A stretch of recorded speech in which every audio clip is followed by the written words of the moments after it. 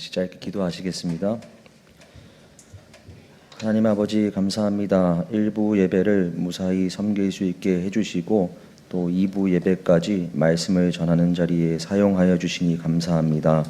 하나님 오늘 이 자리 가운데 오직 주님의 말씀만이 전하여지게 하시고 성령께서 이 입술과 혀와 마음을 이 시간 지켜주시기를 간절하게 구합니다.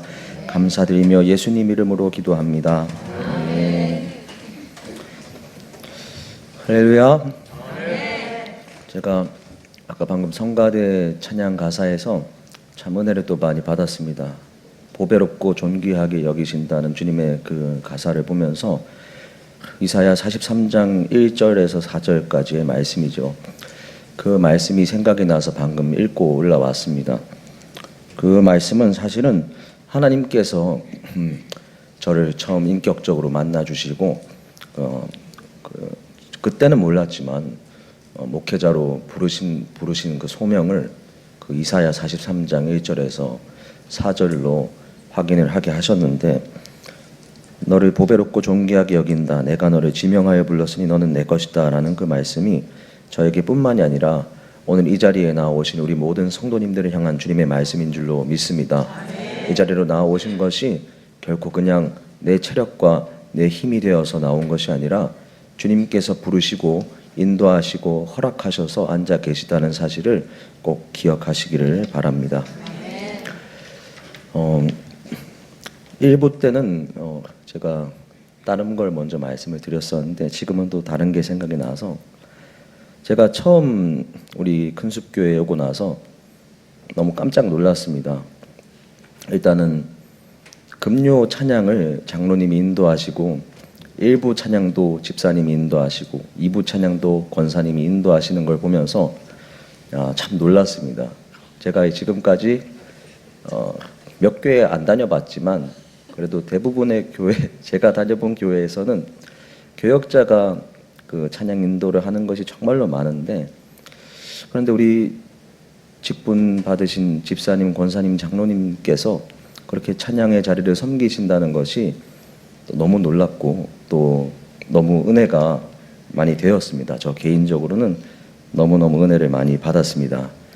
그리고 또 와서 청년들 한 명 한 명씩 신방하는 것도 청년들이 반응이 너무 좋고, 또 청년들이 어떤 만나는 것도 잘 만나주고, 또 만나서 제가 얘기할 때 또 막 눈동자를 보면 알잖아요. 막 눈동자가 막 반짝반짝 빛나면서 얘기를 또 들어주고 하는 것이 너무 또 신기하기도 하고 너무 감사했습니다. 그런데 사람 마음이 그렇잖아요. 또 좀 뭔가 된다 싶으면 마음이 또 요동치고 또 막 신이 나고 막 질주하고 싶은 본능이 막 일어나잖아요.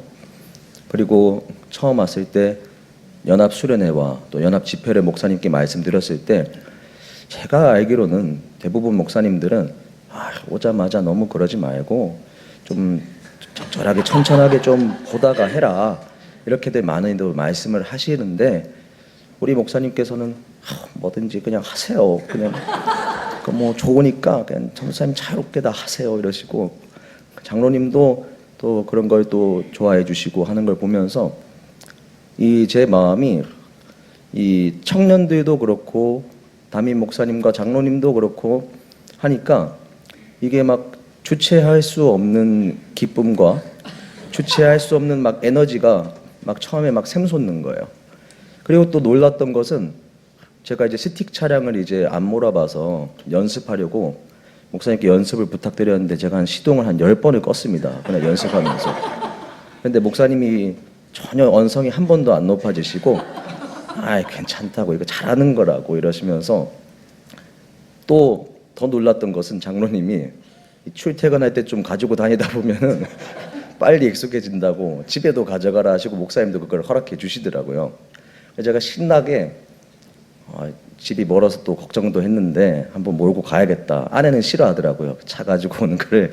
아내는 막 큰 차 가지고 온다고 걱정하고 싫어했는데, 저는 그래도 목사님도 허락해 주시고 장로님도 허락해 주시는데 청년들 데리고 다니려면 빨리 연습해야 한다. 그러니까 더 군말하지 말아라. 이러고 그냥 제가 이제 가지고 갔습니다. 그런데 어쨌든 아내한테 진짜로 그렇게 얘기한 건 아니죠. 예, 농담으로 그냥 해봤습니다. 예.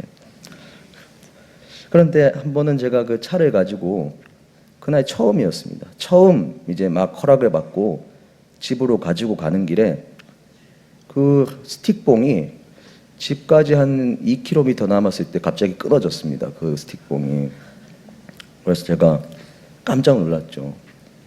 스틱을 면허 딸 때만 한번 해보고 연습 좀 하다가 집에 가져가는데 이게 끊어져 버리니까 기아가 이게 제동이 안 되고 저는 그래서 이때부터 집에까지 어떻게 가야 하는가 좀 고민이 많이 됐고 그래서 겨우겨우 근데 어떻게든지 차가 안 꺼지고 겨우겨우 해서 집까지는 도착을 했습니다. 집에 도착해서 아내한테 오다가 끊어졌다고 하니까 거 보라고 그 왜 가져가시고 막 그러는데 근데 그런 마음이 들더라고요. 이게 지금은 뭔지는 모르겠지만 이게 주님은 우연이 없으신 분인데 왜 나에게 하필 물론 제가 미숙한 게 제일 컸죠. 근데 제 미숙함을 통해서 하나님께서 지금 나에게 어떤 거를 좀 보여주려고 하시는가 이 고민이 좀 드는 겁니다. 근데 그때까지는 몰랐습니다. 그러고 나서 아내와 이제 같이 큐티 나눔을 하고 큐티 모임을 하고 묵상도 잘 나누었습니다. 그리고 근데 또 그날 희한하게 묵상을 잘 나누었는데 정말로 작은 게 단초가 되어서 또 싸웠습니다. 그래서 아내는 그냥 먼저 잔다고 들어가 버리고 저는 그냥 혼자 거실에 우두커니 앉아서 그냥 노트북으로 유튜브를 봤습니다. 근데 영상을 이렇게 보고 있는데 갑자기 그 노트북 컴퓨터가 뚝 꺼지더라고요. 그 컴퓨터가 오래된 컴퓨터가 아니거든요. 제가 큰숲교회 부임을 허락받으면서 이 노트북을 들고 다녀야겠다 싶어서 그 전에 무거운 거를 바꾸고 최근에 가벼운 걸로 바꾼 겁니다. 그게 최근에 바꾼 건데 별로 뭐 긴 동영상도 아니고 짧은 걸 보고 있는데 갑자기 그게 뚝 꺼지더라고요. 그래서 제가 그때 이제 이 세 가지 사건을 놓고 보면서 주님이 저에게 또 한 가지 좀 생각을 하게 해주신 것이 너의 사역은 결국엔 내 손안에 있다. 이거를 좀 알게 해주신 것 같았어요. 제가 이제 처음 오고 청년들도 반응이 좋고 뭐 만나자고 하면 만나고 얘기하자면 막 잘 듣고 막 그리고 처음에 뭐 어디 수련회 연합 집회 가는 것도 다 허락도 해주시고 뭐 차도 마음껏 쓰라고 해주시고 그 마음이 이제 뭐 주체할 수 없이 막 기분이 좋고 막 제가 겉으로 볼 땐 티를 잘 안 내는데 그래서 그런 마음을 가지고 어떻게 보면 주님 보실 때 좀 그게 위험하셨나 봅니다. 주님 보실 때 이것대로만 질주하다가는 이 사역이 주님 은혜로 하는 사역이 아니라 내 힘과 뜻으로 내가 이런 경험을 가지고 와서 이렇게 하니까 청년들이 봐라 잘 되지 않느냐 장담할 수 없죠. 장담할 수 없지만 그런 생각을 저도 모르게 했나 봅니다. 그러니까 주님께서 거대한 차를 움직이기 위해서 작은 기어 하나 툭 끊어지게 하시고 그리고 가정을 내가 내 뜻대로 잘 다스릴 수 있다는 착각을 정말로 작은 단추에서 시작된 다툼을 통해서 그것 역시도 하나님 은혜 손에 있다는 걸 보게 하시고 새롭게 산 노트북이고 정말로 그냥 아무 문제 없이 잘 재생될 것 같지만 툭 꺼지는 걸 보게 하시면서 모든 사역과 모든 네 인생은 결국에는 내 손 안에 있다.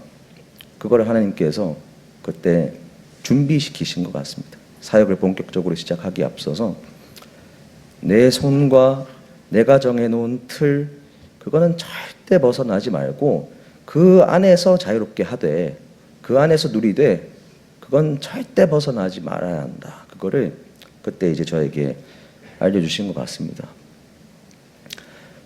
이제 한 달이 되어 가는데 청년들을 보면 놀랍습니다. 벌써 저는 10명 정도 남짓한 청년들이지만 벌써 2명의 청년이 연합수련회도 다녀오고 또 어제 연합 집회에서 있었던 일을 짧게 말씀을 드리면 그중에 청년 한 명이 한 5, 6년 동안 자기는 소리 내어 기도한 적이 없는데 어제 전도사님, 다른 전도사님이죠. 제 동기 전도사님이 전하는 말씀을 듣고 마음에 도전이 되어서 소리지어서 부르짖어서 주님을 크게 외치고 기도하는 걸 제가 옆에서 보면서 하나님께서 이미 우리 청년부 가운데 일하고 계시는구나 라는 걸 느끼게 해주셨습니다. 제가 와서 한 게 없잖아요. 아직 한 달밖에 안 됐는데 제가 그들에게 뭘 가르치고 뭘 훈련을 시키겠습니까? 저는 그저 판을 깔아줬을 뿐이고 주님께서 판을 깔라고 하신 그 명령에 순종했을 뿐이고 주님께서 그들의 마음을 지금 움직이시고 변화시키시는 줄로 믿습니다. 그래서 좀 기도를 부탁드립니다. 우리 청년들이 이때 잘 성장할 수 있도록 기도해 주시고, 또 담임 목사님도 경건회에서도 말씀하셨지만 지도자, 영적인 리더가 성장했는 만큼 그 영적인 공동체가 나아갈 수 있기 때문에 저 역시도 청년들과 함께 성장할 수 있도록 함께 기도를 부탁드립니다. 그래서 우리 청년들과 주님이 언제까지 저에게 이 시간을 허락하신지는 모르지만 그 시간 동안 정말로 충분하게 주님이 허락해 놓으신 그 수준까지 정말로 충분하게 시간 낭비하지 않고 세월을 아끼면서 성장할 수 있도록 기도해 주시기를 꼭 부탁을 드립니다. 저희가 오늘 함께 본 요한계시록 말씀은요, 반모라고 하는 섬에 사도 요한이 유배되어 갔을 때 하나님께서 그에게 보여주신 예수 그리스도의 계시입니다. 우리 그 말씀 한번 보도록 하겠습니다. 읽겠습니다. 예수 그리스도의 계시라. 이는 하나님이 그에게 주사 반드시 속히 일어날 일들을 그 종들에게 보이시려고 그의 천사를 그 종 요한에게 보내어 알게 하신 것이라. 아멘. 요한계시록은 기본적으로 보내는 사람, 받는 사람이 정해져 있는 편지 말씀입니다.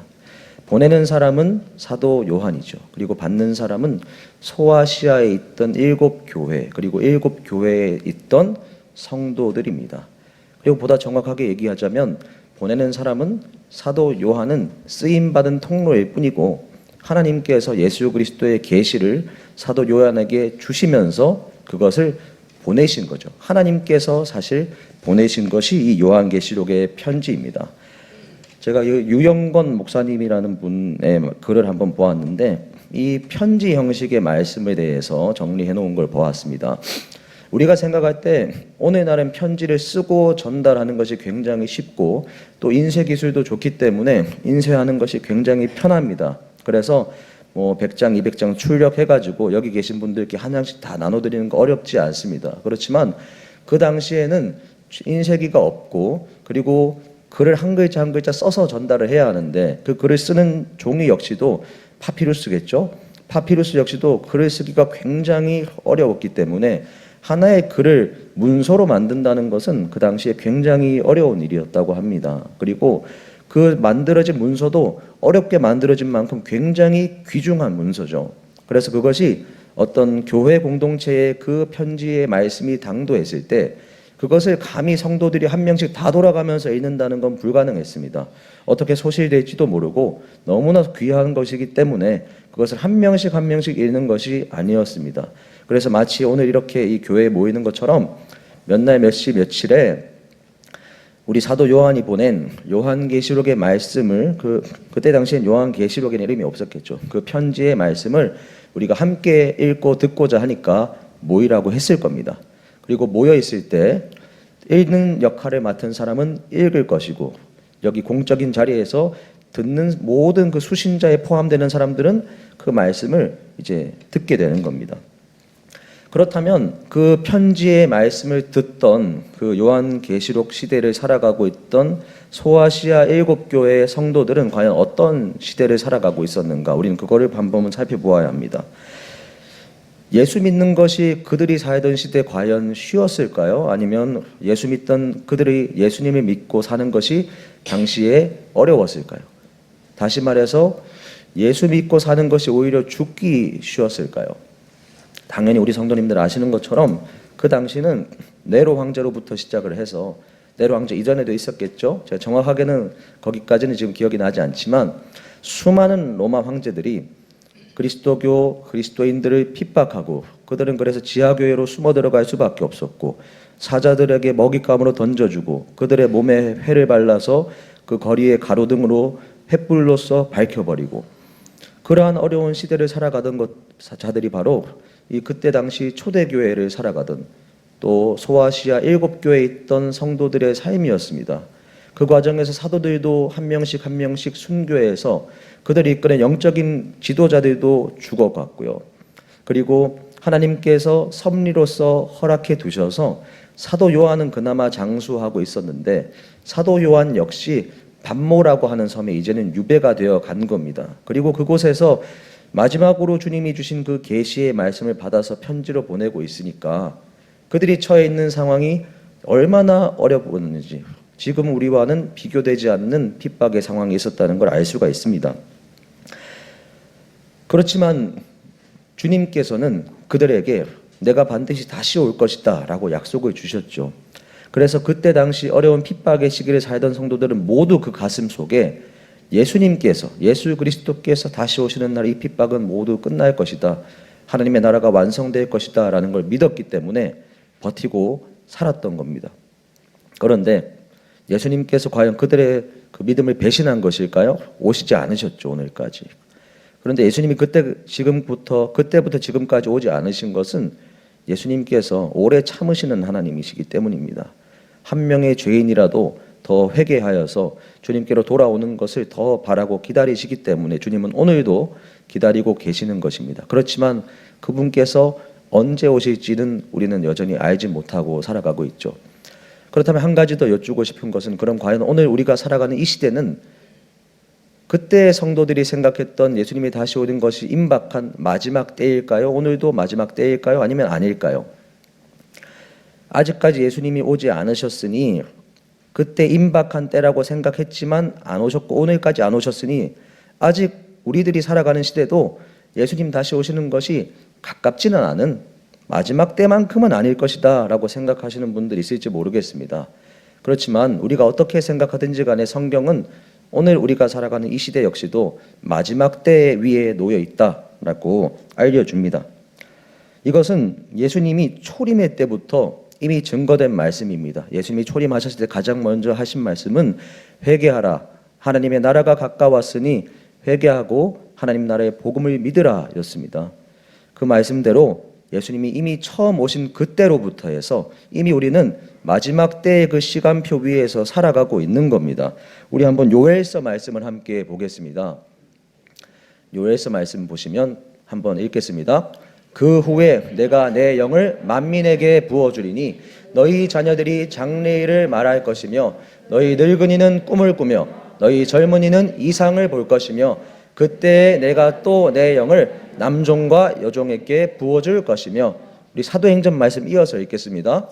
마치 불의 혀처럼 갈라지는 것들이 그들에게 보여 각 사람 위에 하나씩 임하여 있더니 그들이 다 성령의 충만함을 받고 성령이 말하게 하심을 따라 다른 언어들로 말하기를 시작하니라. 아멘. 이 요엘서 말씀이 성취된 것이 우리가 방금 읽은 이 말씀입니다.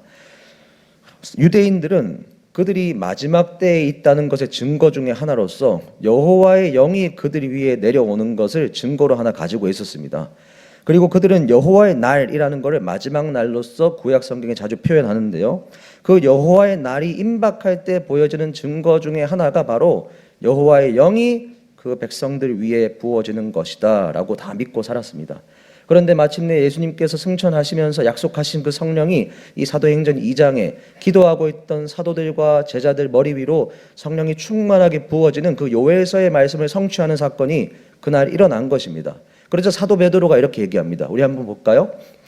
하나님이 말씀하시기를 말세에 내가 내 영을 모든 육체에 부어주리니 너희의 자녀들은 예언할 것이요 너희의 젊은이들은 환상을 보고 너희의 늙은이들은 꿈을 꾸리라. 그때에 내가 내 영을 내 남종과 여종들에게 부어주리니 그들이 예언할 것이요. 아멘. 사도 베드로는 그때 그 현장이 요엘서의 말씀이 성취되는 이 현장이구나 분별했습니다. 그리고 오늘 그것이 성경에 기록되어 우리에게 전달된 것은 그가 옳게 분별했다는 것의 또 다른 증거가 됩니다.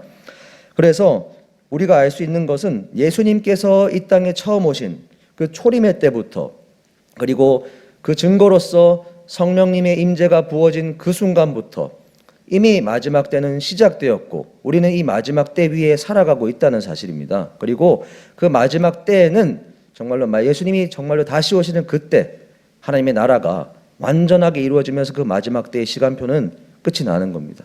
이게 바로 우리 기독교인들이 한 명도 빠짐없이 가지고 있는 세계 역사의 인식입니다. 그리고 한 명도 빠짐없이 가져야만 하는 이 성경에서 설명하고 있는 역사관입니다. 제가 지금 왜 이렇게까지 마지막 때를 설명을 할까요? 왜 이렇게까지 우리가 지금 마지막 때 위에 놓여 있다, 우리가 마지막 때 위에 놓여 있는 교회다라고 말씀을 드릴까요? 그것은 오늘 이 요한계시록의 주님의 말씀이 당시에 소아시아에 있던 7교회를 향한 말씀이 아니라 물론 그들에게 전하신 말씀이지만 그들을 넘어서 오늘 이 자리에 모인 우리들에게까지 전하시는 말씀이다라는 걸 드리는 겁니다. 요한계시록 말씀을 보면 예수님께서 마지막 때 놓인 7교회, 에베소, 서머나, 버가모, 두아디라, 사데, 빌라델비아, 라오디게아, 이렇게 7교회를 향해서 칭찬도 하시고 책망도 하시는데요. 예수님이 말씀하신 칭찬과 책망은 우리 성도님들이 이제 아실 겁니다. 그들에게만 한 것이 아니라 오늘 이 자리에 있는 우리들에게도 동일하게 칭찬하시는 내용이고 동일하게 책망하시는 내용이다라는 걸 아실 겁니다. 그 중에서도 오늘은 특별히 저희가 함께 읽은 이 에베소 교회를 향한 예수님의 말씀을 나누면서 주님이 우리에게 전하시는 그 마음을 분별하고자 합니다. 우리 한번 먼저 주님이 보내신 그 편지의 내용을 다시 한번 읽겠습니다. 에베소 교회의 사자에게 편지하라. 오른손에 있는 7뼈를 붙잡고 7 금촛대 사이를 거니시는 이가 이르시되 내가 내 행위와 수고와 내 인내를 알고 또 악한 자들을 용납하지 아니한 것과 자칭 사도라 하되 아닌 자들을 시험하여 그의 거짓된 것을 내가 드러낸 것과 또 내가 참고 내 이름을 위하여 견디고 게으르지 아니한 것을 아노라. 아멘. 예수님께서 먼저 에베소 교회를 칭찬하시는 대목이 나오죠. 에베소 교회가 개척된 이후로부터 예수님은 다 보고 계셨습니다. 그들의 행위와 그들의 수고와 그들의 인내를 다 알고 계십니다. 그리고 그것을 지금 칭찬해주고 계십니다. 사도행전의 말씀에 보면은 에베소 교회가 바울에 의해서 개척될 당시의 상황과 현장을 우리로 하여금 좀 추측할 수 있게 합니다. 사도행전 말씀 한번 보겠습니다. 에베소에 사는 유대인과 헬라인들이 다 이 일을 알고 두려워하며 주 예수의 이름을 높이고 믿은 사람들이 많이 와서 자복하여 행한 일을 알리며 또 마술을 행하던 많은 사람이 그 책을 모아가지고 와서 모든 사람 앞에서 불사르니 그 책값을 계산한 즉 은 5만이나 되더라. 아멘.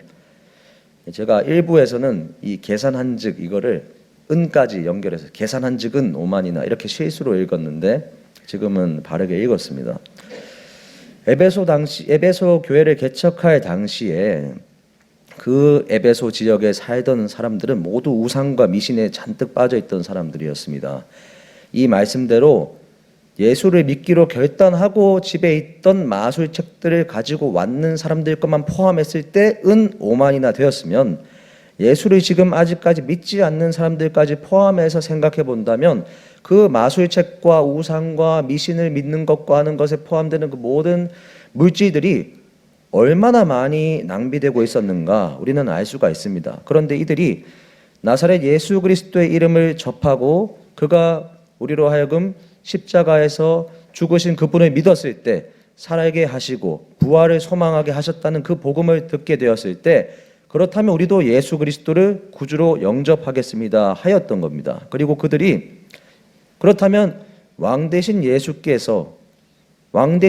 순종하는 것 중에 하나가 무엇인가 할 때 우리 집에 있는 우상과 미신과 마술책들을 거기에 내가 돈 많이 투자했지만 다 가지고 와서 불태우겠습니다 한 거죠.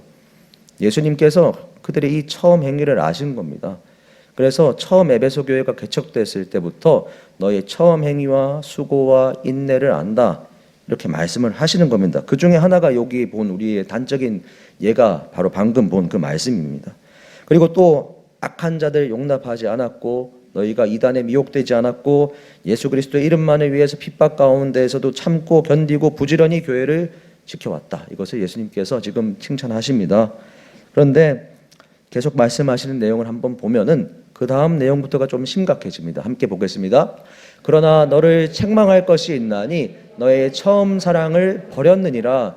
그러므로 어디서 떨어졌는지를 생각하고 회개하여 처음 행위를 가지라. 만일 그리하지 아니하고 회개하지 아니하면 내가 내게 가서 내 촛대를 그 자리에서 옮기리라. 아멘.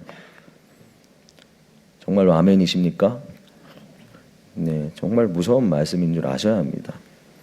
우리가 회개하지 않고 처음 사랑을 회개하지 않으면 예수님께서 오늘 우리들에게도 말씀을 하시는 겁니다. 처음 너에게 있던 그 촛대가 옮겨질 수 있다. 이렇게 주님이 말씀을 하시는 겁니다. 도대체 에베소 교회가 처음 그렇게 결단했던 교회인데 그때로부터 몇 년이 흘렀고 무슨 일이 있었길래 예수님께서 이렇게까지 무서운 말씀을 하시는 건가?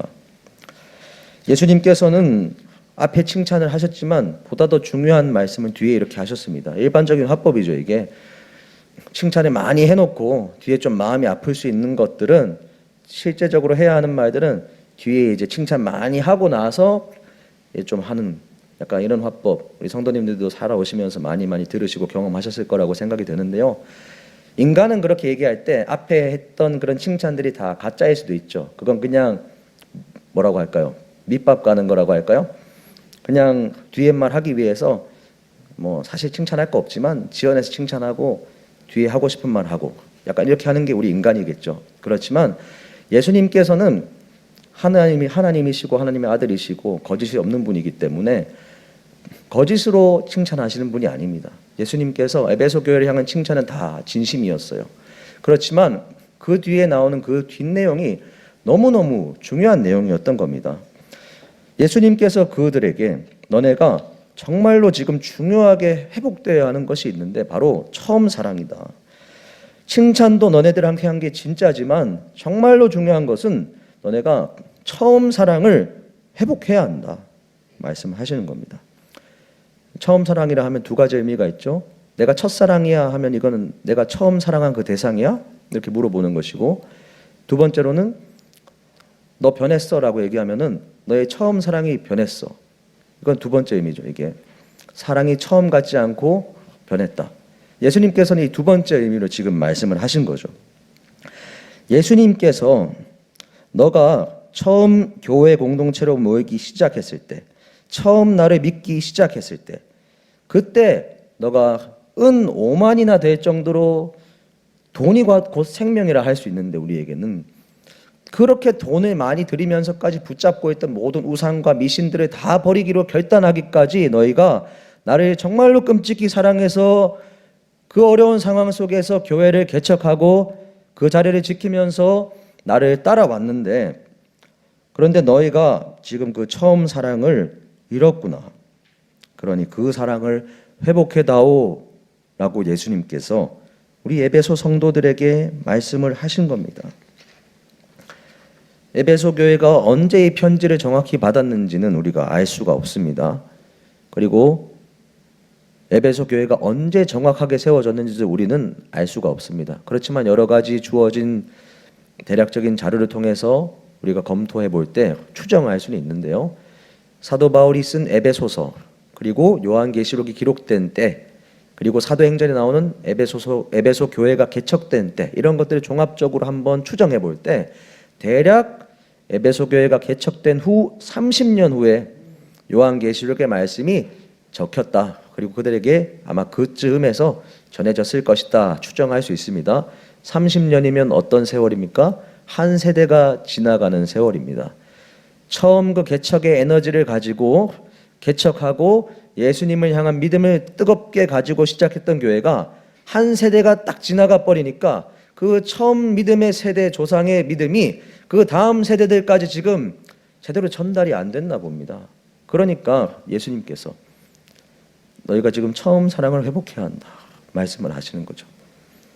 그리고 뭔가 에베소 교회 성도들도 제가 상상하건대 변하지 않는 다음 세대, 들어가지 않는 것만 같은 말씀들, 그런 것들을 보면서 그들도 혹여 포기하고 있었는지 모릅니다.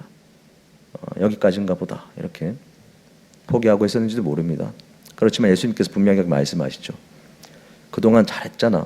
그동안 수고, 인내, 행위 다 내가 알고 있는데 그런데 너가 처음 사랑만큼 잃어서는 안 되겠지 않겠냐 이렇게 말씀하시는 거죠.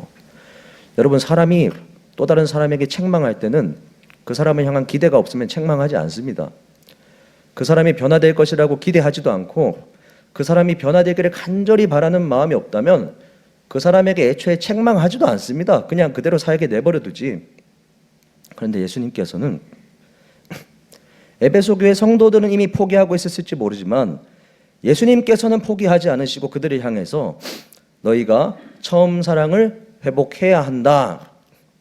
희망을 가지고 믿음을 가지고 기대를 가지고 그들에게 말씀을 하신 겁니다. 제가 올해 처음 이렇게 청년부로 오게 해서 이제 한 달이 지났죠. 주님이 저에게 나름대로 주신 신기한 사인을 저는 받고 왔습니다. 사진 한번 보여주시면, 여러분 이거 보일 때 제가 빨리 말씀드리겠습니다. 구름이 보이시죠? 구름 보이시나요? 네, 제가 이거를 작년 추석 대체 휴일 지나고 10월 2일 월요일 대체 휴일, 월요일 대체 휴일에, 예, 그때 이제 아내와 교회 근교로 데이트 가서 찍은 사진인데요. 저희가 원래 추억으로 남긴 사진이 많지가 않습니다. 맨날 먹기 바쁘고 그냥 보기 바빠가지고 사진을 잘 못 남기는 성격인데 이날만큼은 구름이 보니까 너무 멋있어서 안 찍을 수가 없었어요. 제가 아내한테 야, 저 구름 좀 봐라 하면서 찍었는데 제가 요즘에서 생각하고 고민하고 있던 바가 사역지를 이동하는 거였습니다.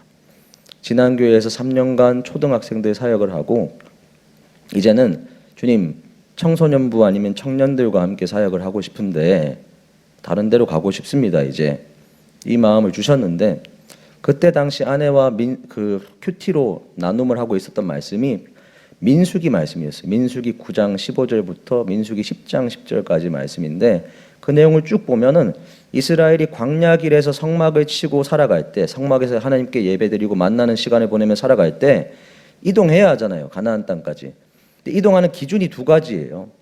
성막에 여호와의 영광의 구름이 임재가 가득할 때는 머무르고 있어야 하고 성막에서 그 구름이 높이 올라 떴을 때는 그 구름을 보고 그리고 그 구름을 본 나팔 신호수들, 아론의 자손들이 나팔을 불 때 그 나팔 소리를 듣고 혹여 어떤 사람은 구름이 떴는지 모르고 있다가 나팔 소리 듣고 야, 구름이 떴나 보다 하고 구름을 보고 같이 이동을 하는 거죠. 제가 그 말씀을 묵상해서 아내한테 이동은 하고 싶은데 그냥 이동하면 그냥 뭐 일반 이직하는 거랑 다를 게 뭐냐. 그러니까 하나님이 구름 보여주시고 나팔 소리를 듣게 하시면 나는 이동할 수 있고 그게 없으면은 나는 이동을 못한다 이렇게 얘기를 했어요. 근데 저는 상상을 했죠. 하나님이 구름을 보여주시고 나팔 소리 들려주신다 하더라도 그냥 우리가 그런 거 있잖아요. 성경 말씀 보다가 다른 부분 보고 있는데 나팔이라는 단어가 뭐 구름이라는 단어가 내 마음에 콱콱 들어온다든지 그냥 뭐 어느 날 그 길 걸어가고 있는데 뭐 구름 현수막이 아주 뭐 크게 수놓아진 교회 현수막 뭐 그걸 본다든지 그걸 보면은 저긴가 이런 정도 생각하지 않겠나 그렇게 생각을 했어요. 그리고 또 당시에 저에게 전도사님 이 교회 가셔야 해요 저에게 추천하던 전도사님이 있어요. 계속 막 저한테 전도사님 이 교회 가서 전도사님 나이 때 갈 수 있는 큰 교회 가서 좀 배우고 그 나이 때만 그때 거기 가서 배울 수 있는 데가 있다. 그러니까 거기 가라 거기 막 하면 저한테 구체적으로 막 지정을 해주고 자기가 거기 내 선배 목사도 있고 한데 연락해주겠다 막 하는 거예요. 근데 제가 나는 구름을 보고 나팔을 들어야 합니다. 그렇게 얘기는 했어요. 그러니까 그분이 내가 찾아주겠다 하면서 그 교회 홈페이지 들어가고 유튜브 들어가고 유튜브에서 뭐 찬양에 뭐 나팔을 주제로 한 찬양이 나오면 그 나팔 소리다. 뭐 교회 홈페이지에 구름이 막 높게 수놓아져 있으면 그 구름이다. 그걸로 저한테 얘기하고 싶었던 거예요. 그런데 그 홈페이지 들어갔는데 그분이 뭐 좀 찾았어요. 찾는데 안 나오니까 금방 포기하더라고요. 그래서 제가 그 교회는 확실하게 아닌가 보다 이렇게 좀 생각을 했죠. 그런데 하나님이 놀라운 것은 저도 지금이 새로운 저에게 맞이하게 해주신 새로운 시즌이라고 생각이 드는 것은 이런 경험이 이때까지는 한 번도 없었거든요. 그래서 그냥 말씀을 통해서 그냥 성경 말씀 보다가 알려주시거나 그냥 뭐 나팔 소리 뭐 그런 뭐 찬양하다가 들리게 해주시거나 그 정도만 생각을 했는데 우리 하나님께서 구체적으로 말씀하실 때는 누구보다 구체적으로 말씀을 하시더라고요.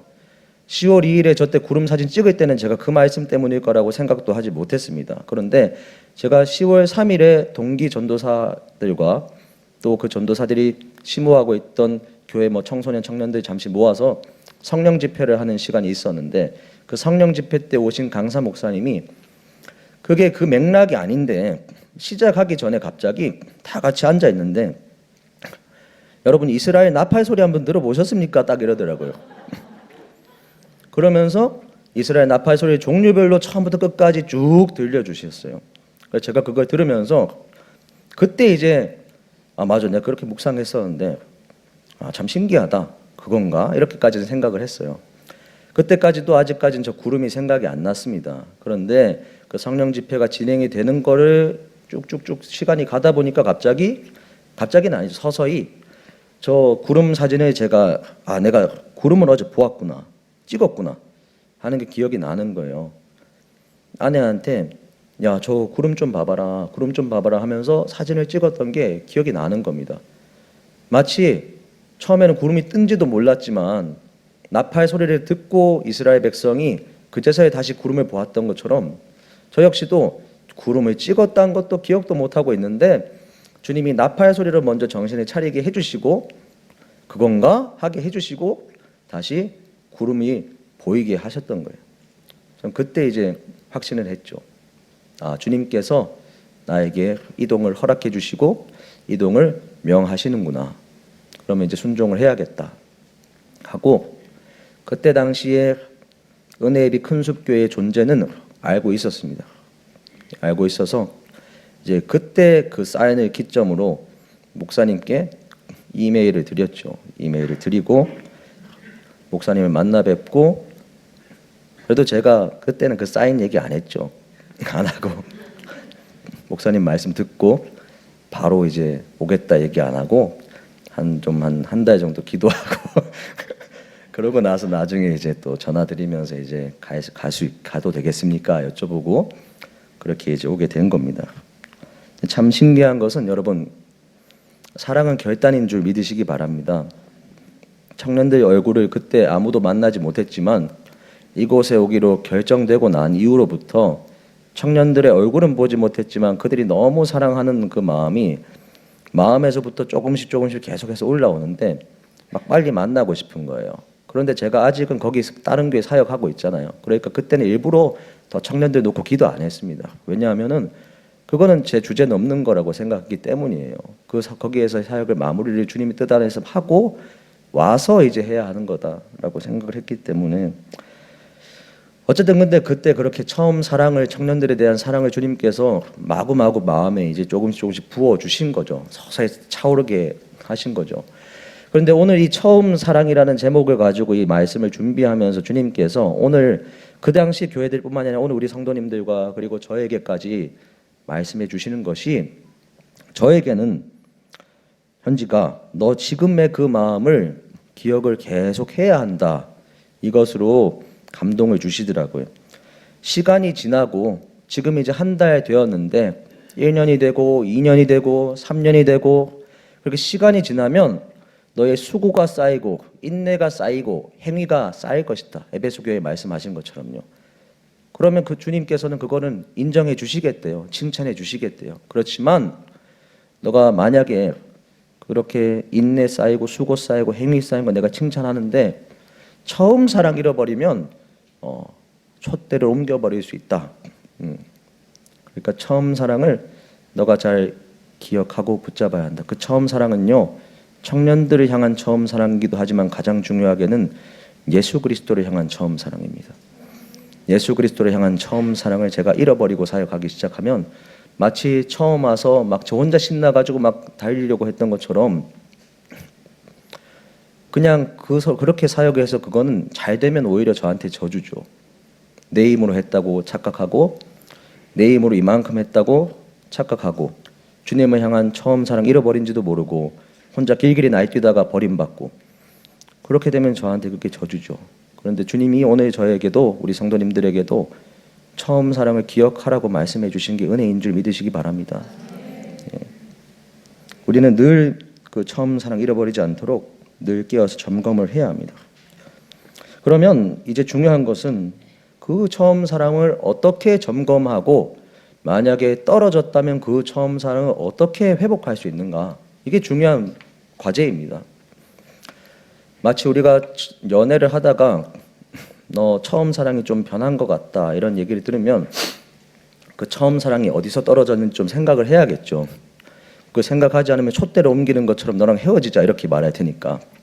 그러면 처음 사랑이 어디서 떨어졌는지를 생각할 수 있는 방법이 여러 가지가 있겠죠. 앉아서 대화하는 방법이 있을 것이고, 찍었던 뭐 사진을 돌아보는 방법이 있을 것이고, 또 한 가지는 내가 그 사람한테 처음으로 써줬던 기념일에 편지가 어디 있는가 찾아보는 겁니다. 그리고 또는 그 사람이 나한테 써줬던 처음의 편지가 무엇이었는가, 그거를 찾아보고 다시 읽어보는 거겠죠. 그거를 읽어볼 때, 아 맞아, 그때 그렇게 참 사랑했지, 그때 그런 마음으로 참 사랑하고 만났지, 이런 마음이 그 편지를 보면서 다시 일어나지 않겠습니까?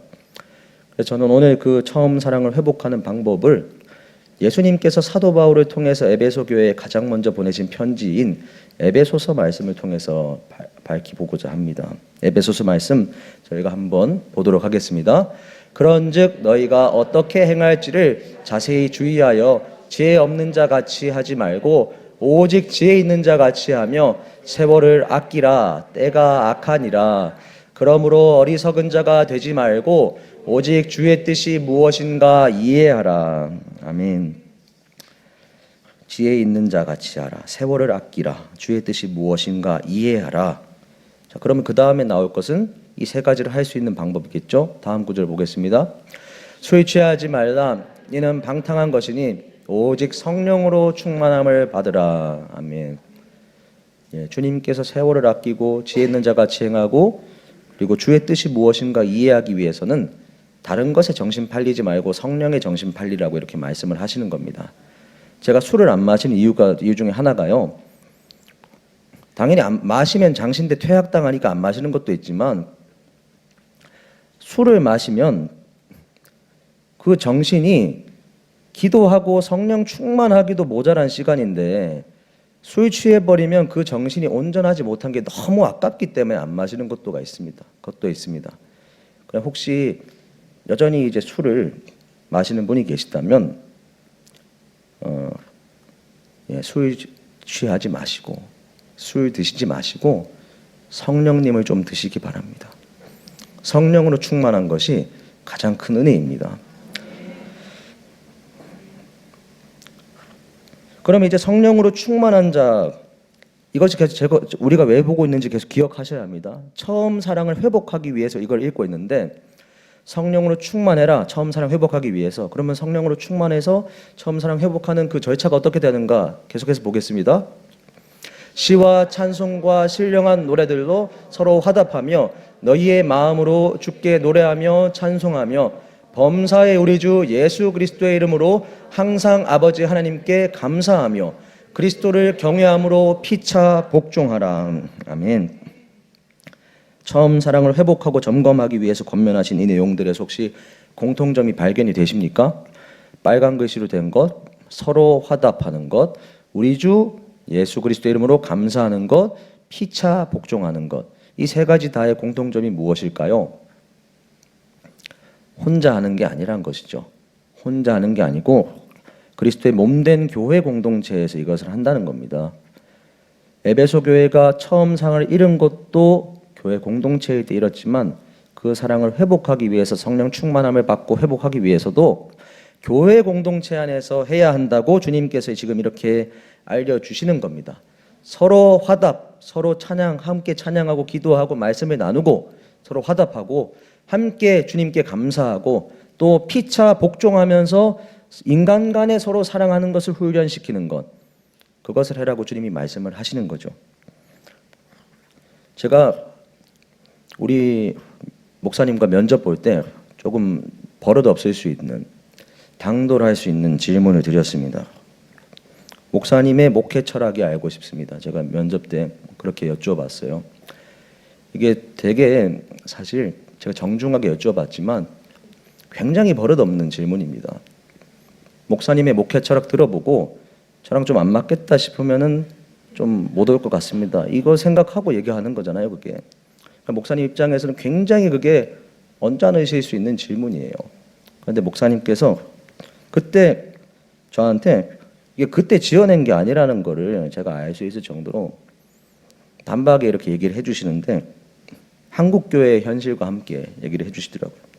한국교회의 현주소, 그리고 한국교회가 지금 맞이하게 될 겨울의 시기, 그걸 가지고 얘기를 해주셨어요. 마치 한국교회가 거대한 몸뚱이로 살아가고 있는데 각 골목골목마다 들어가 있는 개척교회들의 전도의 DNA가 사라져가고 전도의 에너지와 힘이 사라져가는 것은 이 손끝까지 뻗어나가 있는 모세혈관들이 끝에서부터 서서히 썩어 들어가는 것인데, 모세혈관이 다 썩어 들어가면은 그 다음은 모세혈관보다 두꺼운 혈관이고, 그 다음은 대동맥이고, 그 다음 대정맥이고, 그 다음은 심장이고, 그 다음은 뇌이고, 그 다음은 온몸이 다 썩어 죽게 되는 겁니다. 그렇기 때문에 우리 교회만 잘하고 우리 교회만 잘 신앙으로 성장하고 또 덩치가 커지고 이게 중요한 게 아니라 주변에 있는 작은 개척교회들의 불씨와 에너지를 살리는 게 중요합니다. 그래서 우리 교회 이름이 큰숲교회입니다. 이 말 듣는데 제가 그 자리에서 100% 다 믿지는 않았습니다. 50%는 믿었지만 50%는 안 믿었어요. 왜냐하면 저는 사람은 안 믿거든요. 그 사람의 말이 아니라 그분의 일관성 있는 행동과 그리고 그분이 살아온 인간의 서사를 보면서 추정을 할 뿐이지 완전히 믿지는 못합니다. 그런데 그냥 단지 또 속으로 신기해했습니다. 왜냐하면 제가 그때 마침 또 하고 있던 사역이 1년 반 동안 장신대 입학하고 나서 동기 전도사 8명과 함께 다음 세대 연합수련회를 제가 계속해서 하고 있었거든요.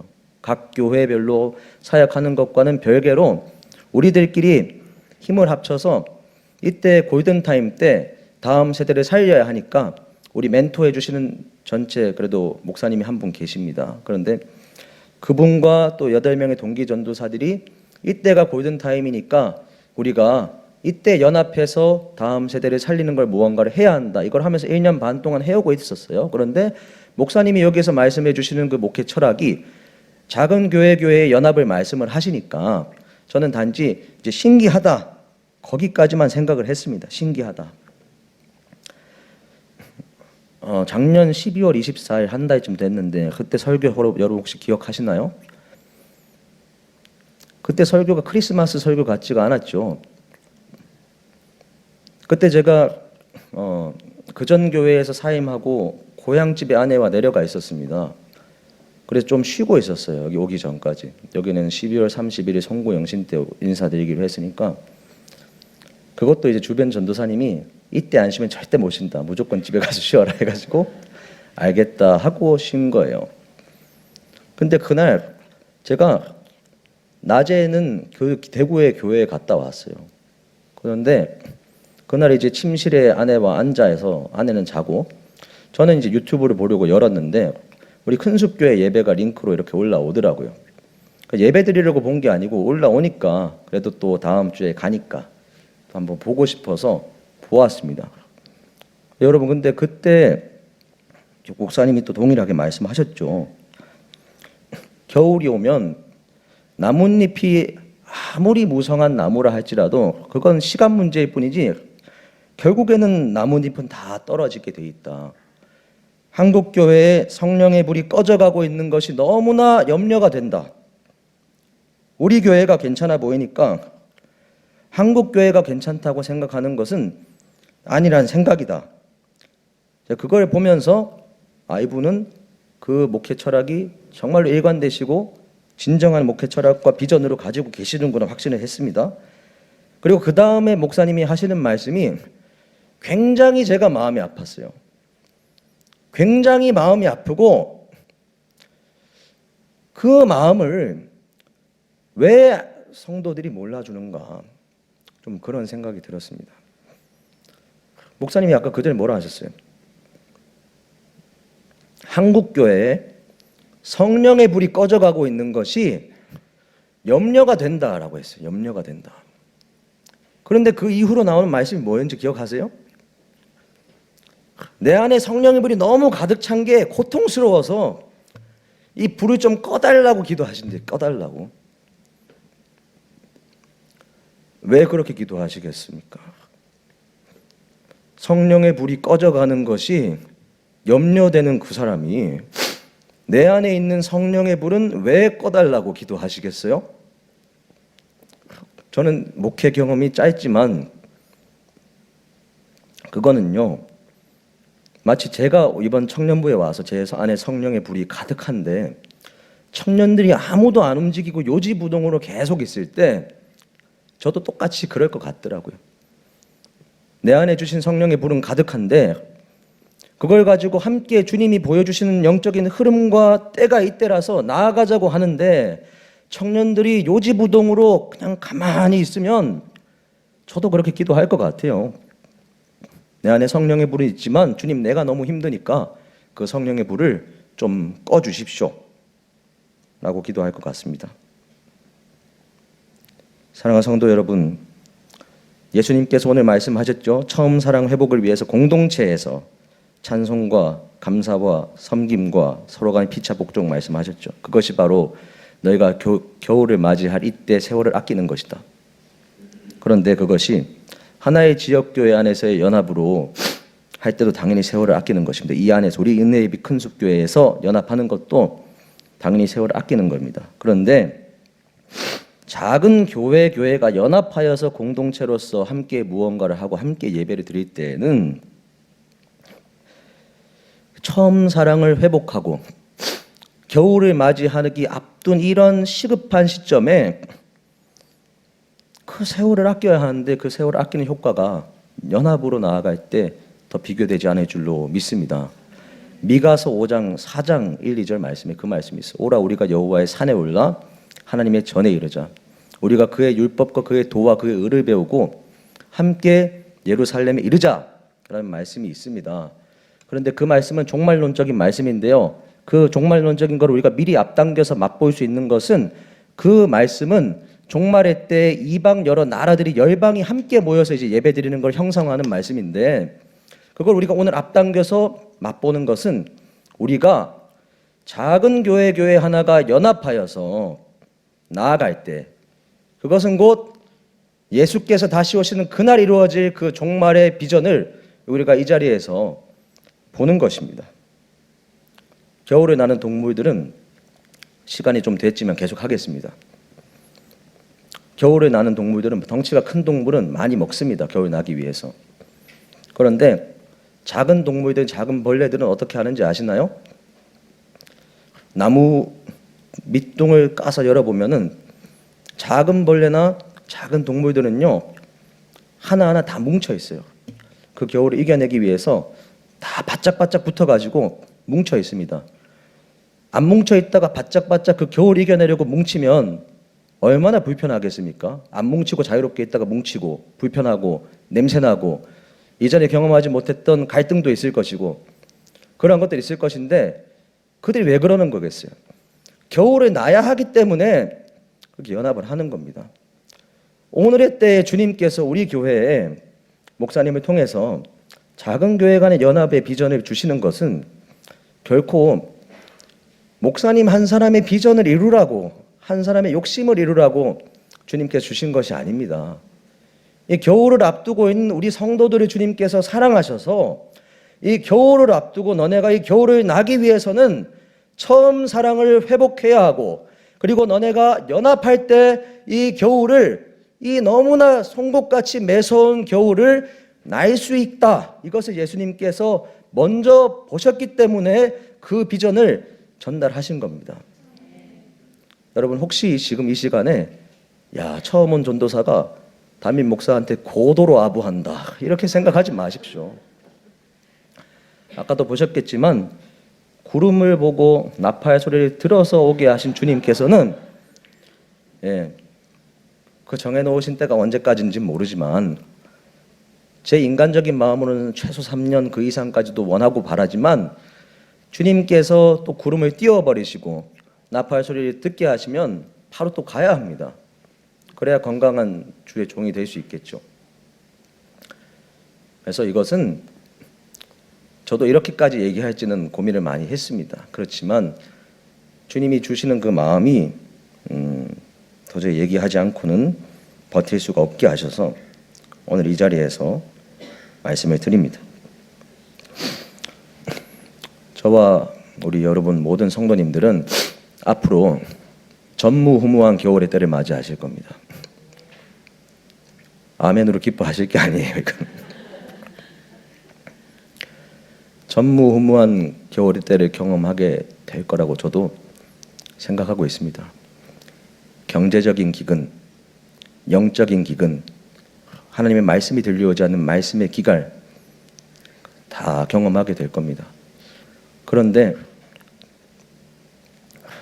목사님께서도 그때 말씀하신 것처럼 겨울이 지나는 진달래 꽃이 피어오르는 것처럼 성경에서 예언하기를 겨울로 끝난다 하지 않습니다. 겨울 이후 대부흥의 시기가 있을 것이고 그리고 그 대부흥의 시기를 통과해서 수많은 영혼들이 추수되었을 때 그때 예수님께서 마침내 다시 오십니다. 그 사실을 반드시 기억하시고 지금부터 겨울 나의 준비를 잘 하시는 우리 성도님들 되시기를 축복합니다.